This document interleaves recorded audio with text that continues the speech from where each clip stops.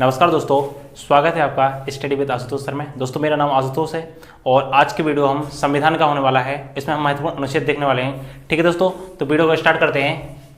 पहले बात कर लेते हैं भाग 1 की। दोस्तों भाग 1 में 4 अनुच्छेद दिए गए हैं, अनुच्छेद 1, 2, 3 और 4। पहले बात करते हैं अनुच्छेद 1 की। अनुच्छेद 1 में कहा गया है भारत राज्यों का संघ होगा। क्या कहा गया दोस्तों?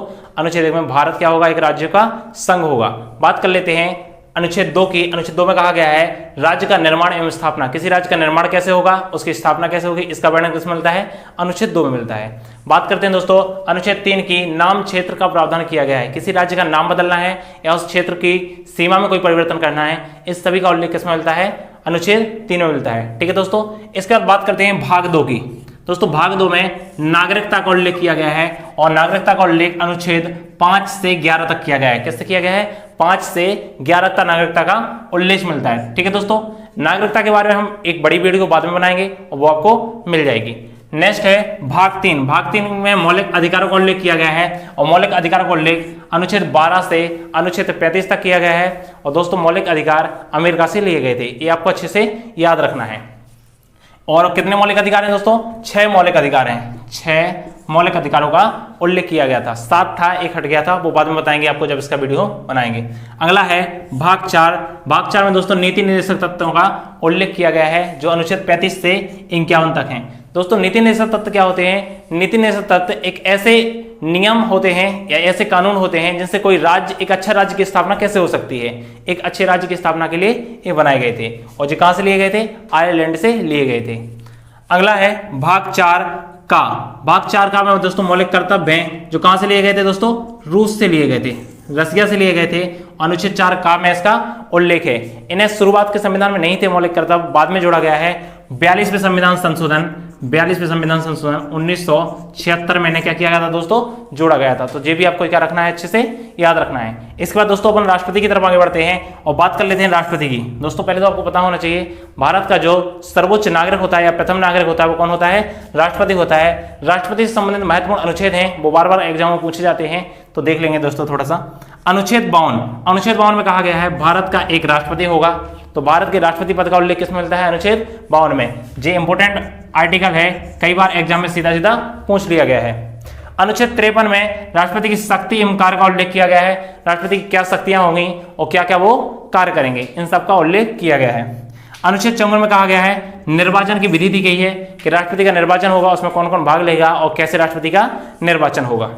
अनुच्छेद 61 में महाभियोग प्रक्रिया का उल्लेख किया गया है। राष्ट्रपति को पद से हटाने के लिए एक महाभियोग प्रक्रिया होती है, उसका उल्लेख किसमें मिलता है? अनुच्छेद 61 में मिलता है।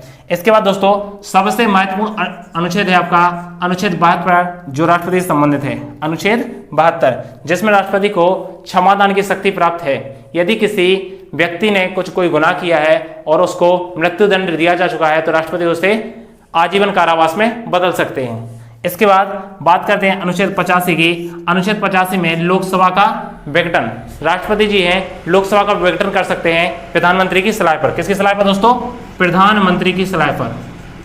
प्रधानमंत्री, अच्छे से याद रखना है दोस्तों। अगला आर्टिकल है आर्टिकल 123। आर्टिकल 123 के अंतर्गत राष्ट्रपति अध्यादेश जारी कर सकते हैं। और दोस्तों आपको याद रखना है अध्यादेश क्या होता है? अध्यादेश एक ऐसा कानून होता है जब लोकसभा का कोई सत्र नहीं चल रहा है और उस टाइम किसी कानून की आवश्यकता है तो उस टाइम जो कानून बनाया जाएगा उस पर राष्ट्रपति के साइन हो जाएंगे और वो कानून बन जाएगा। लेकिन वो कितने टाइम तक मान्य रहेगा? 6 माह तक। 6 माह तक मान्य रहेगा, उसे अध्यादेश कहा जाता है। दोस्तों आपका जो अभी कृषि बिल लाया गया था ये भी क्या था? एक अध्यादेश था। बाद में उसे परमानेंट बिल बनाया गया, लोकसभा में संसद में पास कराया गया।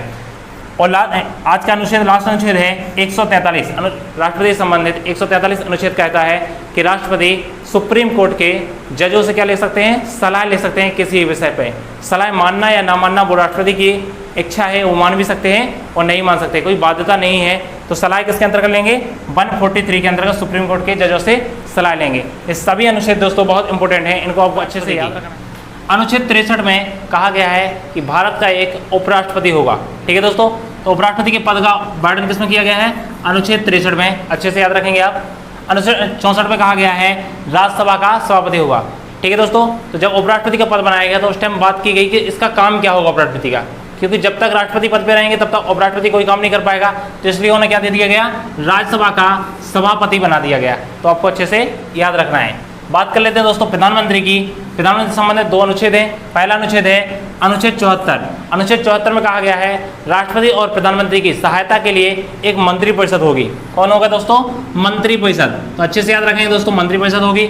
और अनुच्छेद 75 में कहा गया है मंत्रिपरिषद का प्रमुख कौन होगा, प्रधानमंत्री होगा। तो मंत्रिपरिषद का मुखिया होता है जो कौन होता है, प्रधानमंत्री होता है। तो अच्छे से याद रखें दोस्तों दोनों चीजें। इसके बाद बात कर लेते हैं संसद से संबंधित कुछ महत्वपूर्ण अनुच्छेद की, जो बहुत इंपॉर्टेंट हो जाते हैं और एग्जामों में लगातार पूछे जाते हैं। तो अच्छे से याद रखेंगे। बात करते हैं अनुच्छेद 79। अनुच्छेद 79 में कहा गया है भारत की क्या होगी, एक संसद होगी या संसद का उल्लेख किया गया है। दोस्तों यहाँ पर थोड़ा सा देख लीजिए, संसद होती है जो संसद, ये 3 चीजों से मिलकर बनती है दोस्तों।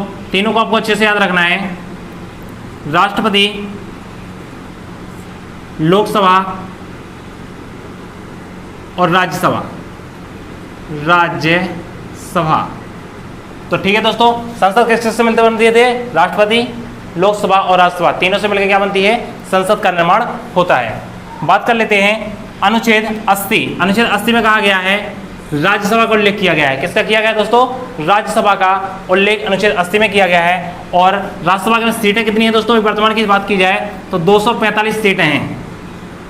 राज्यसभा में 245 सीटों का उल्लेख किया गया है। बात कर लेते हैं अनुच्छेद 81।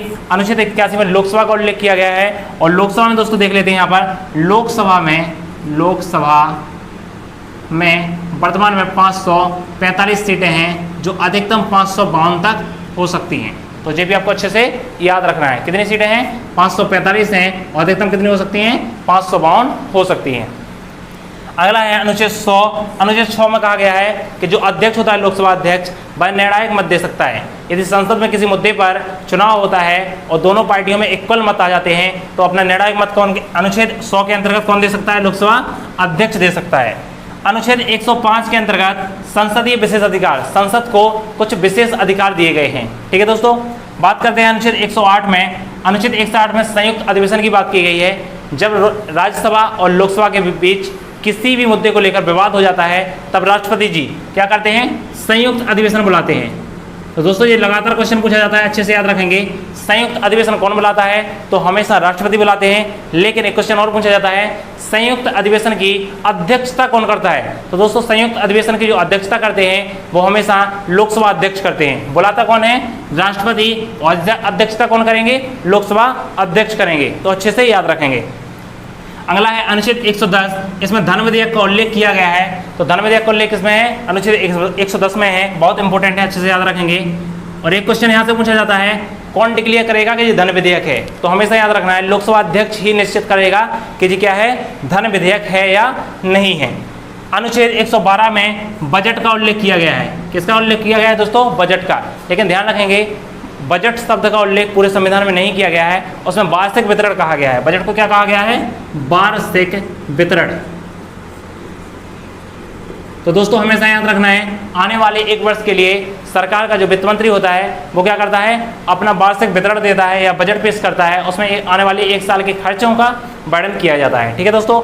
अगला है अनुच्छेद 117, जिसमें वित्त विधेयक का उल्लेख किया गया है। जो फाइनेंस से संबंधित कोई बिल होते हैं उन्हें क्या कहा जाता है, वित्त विधेयक कहा जाता है। ठीक है दोस्तों। तो आज की वीडियो हम यहीं पर खत्म करते हैं। वीडियो पसंद आई तो वीडियो को लाइक कीजिए, चैनल को सब्सक्राइब कीजिए और वीडियो शेयर करना मत भूलिए। ठीक है दोस्तों। आगे वाले अनुच्छेदों की वीडियो आपको नेक्स्ट टाइम दी जाएगी। ठीक है दोस्तों। तब तक के लिए बाय बाय, धन्यवाद।